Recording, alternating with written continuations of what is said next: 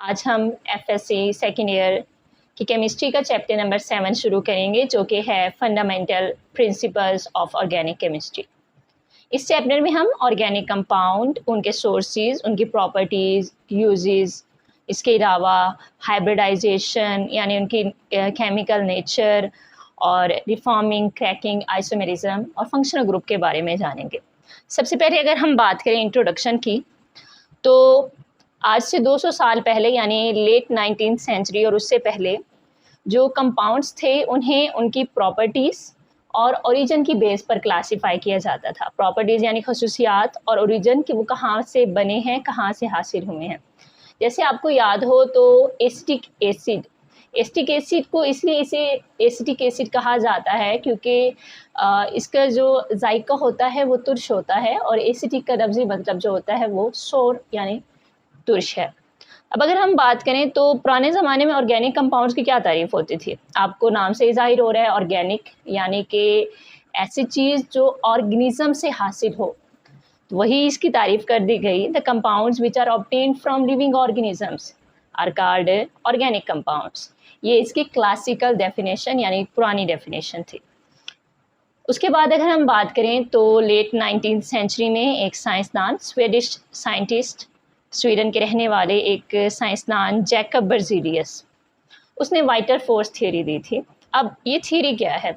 Vital force theory कहती है कि जी ऑर्गेनिक कंपाउंड्स जो हैं वो सिर्फ लिविंग ऑर्गेनिजम्स में बनते हैं, सिर्फ लिविंग ऑर्गेनिजम्स हैं, क्योंकि वो ये मानता था कि लिविंग ऑर्गेनिजम्स में एक वाइटल फोर्स पाई जा रही है, एक पुरअसरार ज़रूरी अहम क़ुव्वत पाई जा रही है जो कि ऑर्गेनिक कंपाउंड्स की प्रिपरेशन के लिए ज़रूरी है।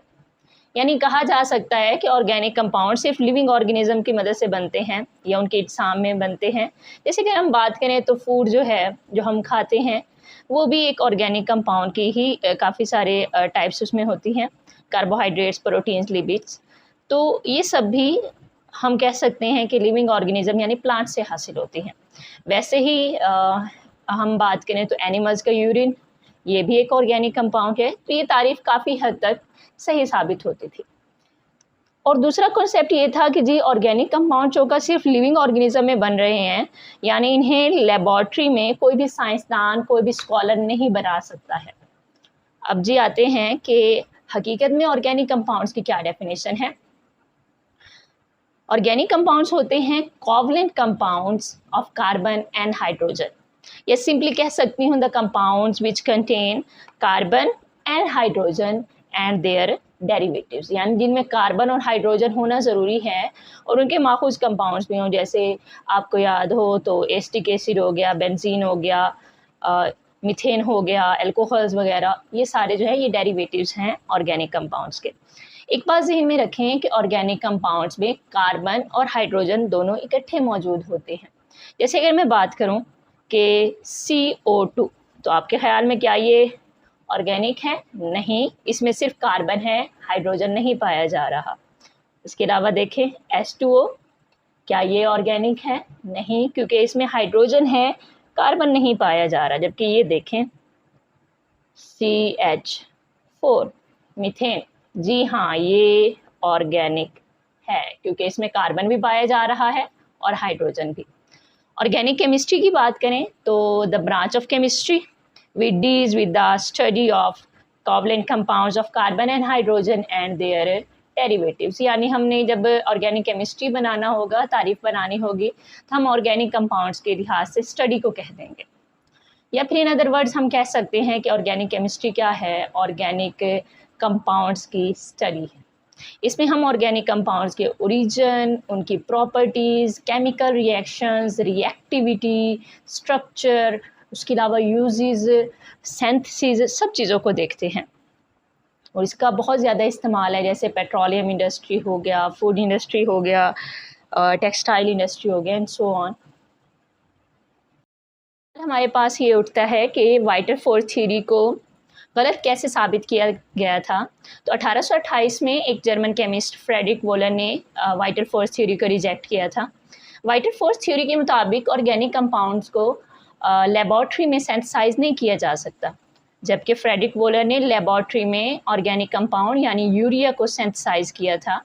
उसने अमोनियम सायनेट जो कि एक इनऑर्गेनिक कंपाउंड है, उससे ऑर्गेनिक कंपाउंड यूरिया बनाया था, जो कि एनिमल्स के यूरिन में पाया जाता है और इसमें 46.6% नाइट्रोजन होता है। It is a good nitrogen fertiliser.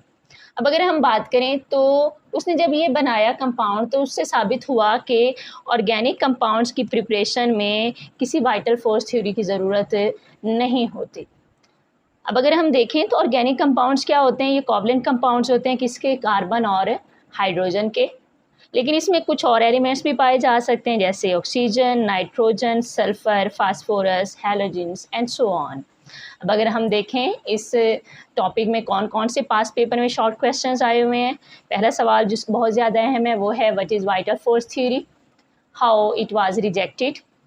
इसमें आप वाइटल फोर्स थ्योरी बताएंगे और ये भी बताएंगे कि इसे रिजेक्ट कैसे किया गया था। What is modern definition of organic chemistry, जो मैं करवा चुकी हूँ। व्हाट आर ऑर्गेनिक कंपाउंड्स, ये भी ऑर्गेनिक कंपाउंड्स की आपने डेफिनेशन करनी है और साथ में एग्जांपल भी देनी है, जैसे एसिटिक एसिड, मीथेन, इसके अलावा अल्कोहल एंड सो ऑन। और अगला सवाल है हमारे पास, how first organic compound was synthesised in laboratory, कि लेबोरेटरी में सबसे पहले कैसे ऑर्गेनिक कंपाउंड को तैयार किया गया था। तो इसमें फ्रेडरिक वोलर का काम ही आएगा। फ्रेडरिक वोलर के बाद बहुत ज़्यादा साइंसदानों ने इस पर काम करना शुरू किया और उन्होंने लैब में काफ़ी ज़्यादा ऑर्गेनिक कंपाउंड्स बनाए और अब इतना ज़्यादा जदीद दौर है कि मिलियंस ऑफ ऑर्गेनिक कंपाउंड्स अब तक सिंथेसाइज हो चुके हैं। उम्मीद करती हूँ ये लेक्चर आपको बहुत अच्छे से समझ आया होगा। मज़ीद ऐसे लेक्चर्स के लिए इस चैनल को सब्सक्राइब करें। दुआ में याद रखें। अस्सलाम वालेकुम।